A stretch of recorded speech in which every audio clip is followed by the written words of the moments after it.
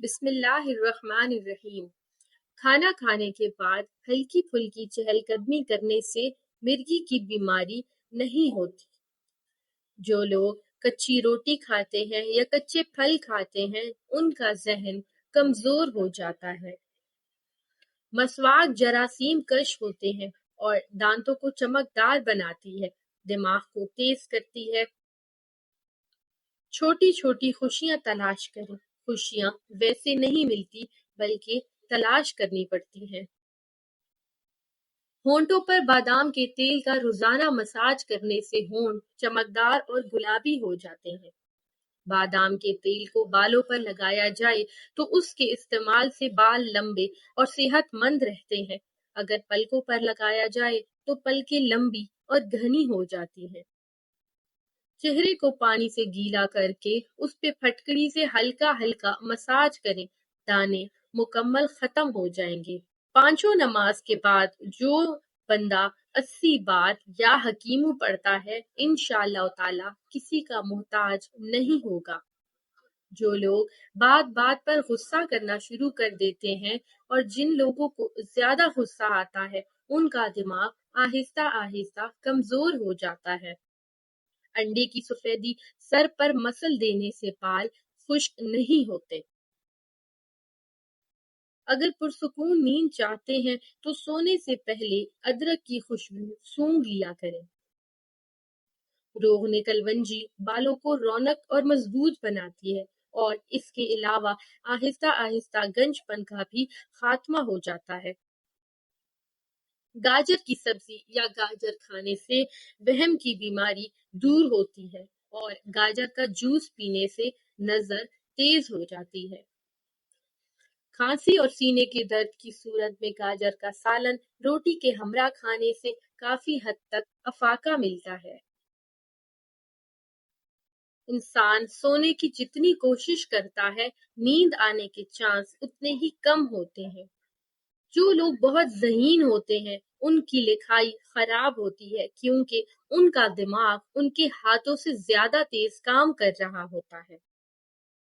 کیا آپ جانتے ہیں کہ سورج بہت گرم ہے، اتنا کہ آپ اگر سوئی کی نوک کے برابر بھی سورج کا ٹکڑا زمین پر رکھتے ہیں اور آپ اسے 145 کلومیٹر فاصلے پر کھڑے ہوں تب بھی آپ اس کی تپش سے جل جائیں گے۔ جو پانی کم پیتا ہے اس کے گردے جلد خراب ہو جاتے ہیں۔ صبح سویرے بکری کا دودھ نکال کر پینے سے رزق میں کبھی کمی نہیں آتی۔ رسول اللہ صلی اللہ علیہ وآلہ وسلم نے ارشاد فرمایا، جو شخص صبح شام 100 بار سبحان اللہ و بحمدہ کہے تو قیامت کے روز کوئی شخص اس سے بہتر عمل لے کر نہیں آئے گا سوائے اس کے جس نے اس سے زیادہ کلمات پڑھے ہوں۔ ڈھکار دور کرنے کے لیے کھانے کے بعد ادرک کے باریک ٹکڑوں پر نمک چھڑک کر آہستہ آہستہ چبا کر کھا لیا کریں۔ جن عورتوں کا پیٹ بچے کی پیدائش کے بعد لٹک جائے انہیں چاہیے کہ کچے پانی کا استعمال بالکل چھوڑ دیں۔ سونف والا پانی پیا کریں، اس میں ہو سکے تو تھوڑی سی اجوائن بھی ڈال دیا کریں۔ اس کے ساتھ ساتھ رات کو سونے سے پہلے ایک قہوہ بنا کر پی لیا کریں، زیرے اور سونف کا۔ اس سے آہستہ آہستہ آپ کا پیٹ واپس اپنی جگہ پر بھی آ جائے گا اور اس کے ساتھ ساتھ آپ کا وزن بھی کم ہوگا۔ شادی شدہ افراد کے لیے بہت ہی اچھا نسخہ ہے۔ جو افراد شادی شدہ ہیں انہیں چاہیے کہ 7 کشمش بھگو کر رات کو پانی میں رکھ دیں، صبح اٹھتے ساتھ ہی نہار منہ وہ پھولے ہوئے کشمش کھا لیں اور اس کا پانی پی لیں۔ یہ بہت ہی مفید ٹوٹکا ہے۔ یہ مردانہ کمزوری کے لیے بہت مفید ہے، مردانہ طاقت کو بڑھاتا ہے اور مردوں کے جو بھی کمزوری کے مسائل ہیں ان کو دور کرتا ہے۔ اس کے ساتھ ساتھ یہ جسم کی کمزوری کو دور کرتا ہے اور بے تحاشا طاقت لے کر آتا ہے۔ خواتین کے مسائل کے لیے بھی بہت مفید ہے، لیکوریا کے لیے، جوڑوں کا درد، اور اس کے ساتھ ساتھ آئرن کی کمی کے لیے بھی بہت ہی مفید ہے، اس کو پورا کرتا ہے۔